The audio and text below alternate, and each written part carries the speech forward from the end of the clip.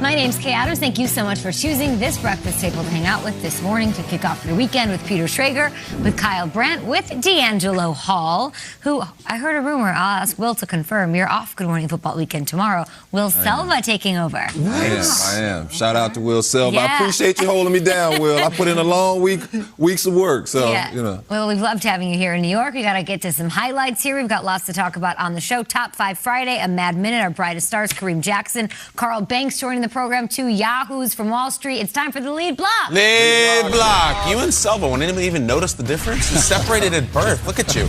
All right, let's go to Philly, where there was a future Hall of Famer in the house. Not necessarily that one. We'll get to it in a minute. Brady got booed, as he should have. That's Philly. Scoreless early. Look at this, though. Who's he throwing to? O.J. Howard. Nice. It's kind of nice to see this if you're a Bucs fan. It's like their 15th different offensive weapon. You know Gronkowski's not out there. It's another touchdown pass for Brady, who came out cooking as he has all season. Jensen was all over the field, too. He's a madman. So we said at the table, kind of consensus, we need to see a pretty big game from Jalen Hurts. 3rd and 12 early on. He's going to scramble. Who's he looking? He's redirecting traffic. Whoa! Look at a catch by Quez Watkins. Quez had about 3 amazing catches. He was really good. And then, DeAngelo, you see this? This is our guy, Richard Sherman, pulling up lame, as they say. Yeah. He left, did not come back. I think Rondé Barber is going to sign with the Bucs next year. Zach Ertz, wasn't sure if he was going to play with the Eagles this year. Touchdown. All right, so the place is cooking. Lincoln 5, tied 7-7. And then look at Brady. I'm just going to scoot over here. I can't run at all, but I can still move. And Antonio Brown. What do we say? Business is booming. Show up on a helicopter, all that stuff. And then it went weird, and now he's back, and he's really good. 14-7. Brady, first time this season, he's had 2 touchdown passes in the first quarter. Second quarter, Jalen Hurts. Look at back. He throws this kind of off his back foot. It looked bad from the start, DeAngelo. What do you think? Yeah, it looked bad, but goodness gracious, go play the ball in the air, too. I like DBs playing ball in the air. Receiver play the ball, too. Jamel Dean with a pick. Okay, in my fantasy league, he had 24 points, Leonard Fournette. Ow, ow. Big Thursday night. Lenny. Monster. And also, the Lenny thing is becoming just permanent. We'll get into this. They don't call him Leonard anymore, ever. Everyone on his team calls him Lenny. 21-7. We need something. Nope, that's Devontae Smith playing defense. There's one cornerback for the Bucs. His name's Devontae Smith. He's healthy. He made a play. The Eagles' offense was spinning its tires for like 2 hours last night. And then more of this. Number 7 out of Baton Rouge. Early candidate for angry runs? I think so. Angry runs adjacent, Peter. We don't do perturbed runs. We'll see. That one wasn't angry at all. That was polite runs because no one even bothered to tackle him. 28-7, so we got a blowout, right? Hold on. That is a running play, and watch the Eagles fans. Good for you! Bravo! They didn't run the ball all early, and then Miles Sanders got involved late. And check this out. 4th and 3. This is a walk-in for our guy, Jalen. Look out! Get down! Oh, my gosh, that could have been a lawsuit. Remember when Rodman kicked that photographer? There he is! Yes. Future Hall of Famer. I said it, Mike Trout. Angels finished 18 back last year. 4th quarter. 18 back. 18 back. I think Trout was hurt. Down 2 touchdowns. Brady's just going to roll over him and everything? No. 4th and 2. He misses badly, O.J. Howard. O.J. Howard looks good, but the chemistry is a work in progress. So the Eagles get the ball back. Can we get a game going? Miles Sanders. We're going to get into this. They ran 1 running play in the first half for 1 yard. And Sirianni was like, well, we run the RPOs, and Eagles fans are pissed. There's a running play. Touchdown. Flex on him. Flex Hold on. on him. He flexes. So it's 28. They go for 2, because eventually they're going to have to get it. So they go now, and check it out. 6-point game. Quez Watkins again. A lot of unhappy people with that 2-point conversion. Really? Leave it at that. All right. Well, look, 28-22. They did make it. 3rd and 7. Brady, you going to put this thing away?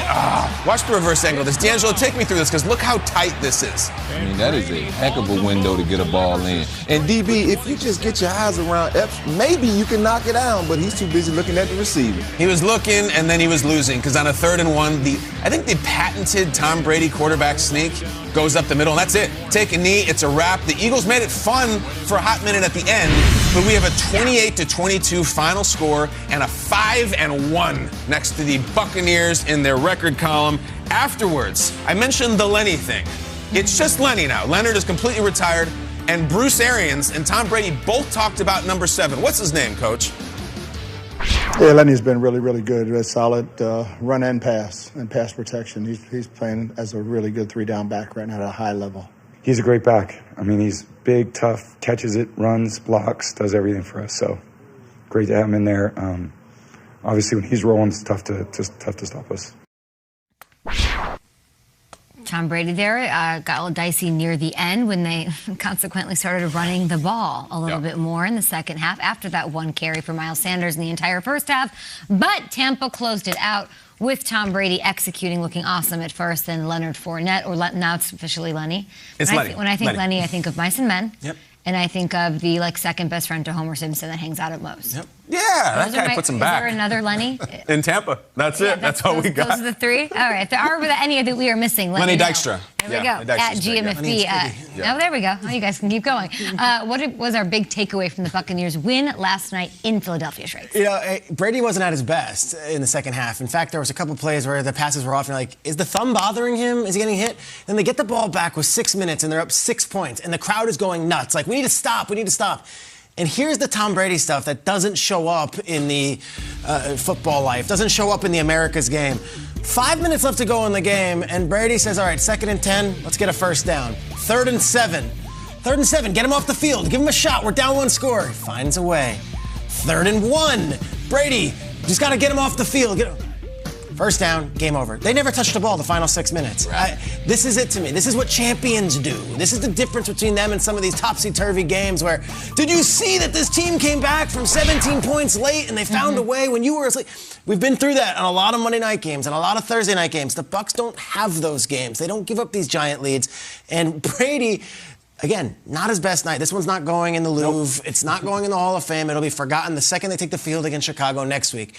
But if you didn't watch it, it was a chance for the Eagles to steal this one. If they had just gotten the hands on the ball again, they couldn't. That's what Tampa Bay does, and that's what they've done now for close to 25 straight weeks since the bye week of last year. They don't let you back in the game, and they put you away when they have to. Tom Brady found a way. Yeah, I mean, it's the Tom Brady effect, right? I mean, he just does not allow his other teammates to have a letdown. This was a game I felt like, man, Tampa could sleepwalk through this game and win it just off of talent, off of sheer talent, off of better chemistry, roster. Just a better roster. Yeah. And, I mean, you kind of saw that on display. It was too many times, you look at this Eagles offense and it was just too one-dimensional. Mm-hmm. I mean, I saw Shaq Barrett coming off the edge. I mean, trying to, like a madman trying to get Jalen Hurts. It's because he knew every down is a passing down. And when offenses don't run the football, it allows the defense to just pin their hair back and go. That uncertainty of not knowing if it's a run or pass, that offensive lineman. I mean, I remember I used to ask Trent Williams, like, bro, we're much better when we throw the ball. Let us throw the football. He's like, man, you don't understand. Like, as a tackle, if I'm always pass setting and that D-line knows we're always in a pass set type of mindset, they don't have to think about me coming off and being explosive. And so, it's almost a little bit of a hindrance when you don't allow your offense to run the football a little bit, even if you're picking up small yardage. It's the mindset to be able to say, hey, we're going to own this line of scrimmage. They got some big boys on that Eagles offensive line. They got to utilize that. Even watching Devin White fly around, I mean, you can just see all of that raw athleticism on that Bucs roster. You know they're not a finished product right now, but I mean, I feel good saying I like this team moving forward. When they get healthy, this team is still that scary team that we saw last year that can kill you on defense or on offense. Pick your poison. I think if they win the whole thing this year and there's the story of the 2021 Buccaneers, there's not a lot of the total running time that will be allocated to Week 6 against Philadelphia. This was an instantly forgettable game. But there's the one thing I actually do think is very important that emerged last night. The Brady to Antonio Brown thing is becoming a real thing, and I think that is a real problem. Over the last 3 games, Antonio Brown has 23 catches and 3 touchdowns. We know Brady loves him. We know he has some sort of chemistry with him that he stuck his neck out for him. Antonio Brown was on the Patriots for 5 minutes because Tom Brady wanted him there. Love Mike Evans, love Godwin, everything. Antonio Brown looked like the Steelers' Antonio Brown last night. Up into the plays, the run after the catch, the celebrations, the dropping the ball. Like, the journey that this guy's been on has been very dark and often very unsavory. But on the football field, he looks awesome. And we get caught up in the agelessness of Brady. The Antonio Brown thing, that could have been 2012, what we were just looking at. He looked that fresh and that spry, and I think that is a real problem because this team is so loaded. Their first ballot Hall of Famer tight end isn't even out there. It's like, yeah, whatever, we'll get him back in a month or something. It's not a big deal. They have that many people, and if Brady starts feeling the Brown thing more and more and more, like Antonio or DeAngelo, you said earlier this week you think the Bucs are the best team in the NFL still. I'm ready to revisit that conversation too. Yeah, he can go back. He can go to anybody. They've showed that they can win anyway. They don't have to push downfield. They can lean on their run game like they did yesterday, and they don't have any injuries. I think we talked about this at this table that are catastrophic at this point. Nothing season-ending. They're going to start getting some of these guys back, and they're pretty impossible to defend. Let's bring in Ian Rappaport now, our NFL Network insider on a Friday. Ian, Richard Sherman left the game early. We saw it in the highlight just now. What's the latest there? And talk Giants and Rams. That one on Sunday, of course, as part of our Week 6 slate. Daniel Jones, Christian McCaffrey, will they be on the field respectively for their squads this weekend? We'll start with Richard Sherman, who had a hamstring injury, kind of pulled up lame a little bit early in the game, was quickly ruled out, which is usually not a great sign. Sherman is going to have an MRI today to determine the severity of this hamstring pull. From my understanding, it doesn't seem like a major injury just at first glance based on the initial diagnosis. Sounds like he'll probably be out a couple weeks, but the MRI is going to tell the full story. Again, does not seem to be a major deal for Sherman. For Daniel Jones, he is progressing in the right direction. The New York Giants quarterback, who of course made people laugh a little bit by just walking out to practice in full pads on Wednesday despite not actually being able to practice, did practice on a limited basis on Thursday in the NFL's concussion protocol. If all goes well, if he has no setbacks, should be able to play and be back under center for the Giants on Sunday. Meanwhile, for Christian McCaffrey, this does not appear to be good news. He had been limited really for the past week or so, seemed to be headed in the right direction to get out on the field after having a hamstring pull himself, and then was a DNP yesterday. From what I understand, just didn't feel 100%, did not feel right. That does not indicate that he is going in the right direction and really calls into question seriously whether or not he'll be able to come back on Sunday.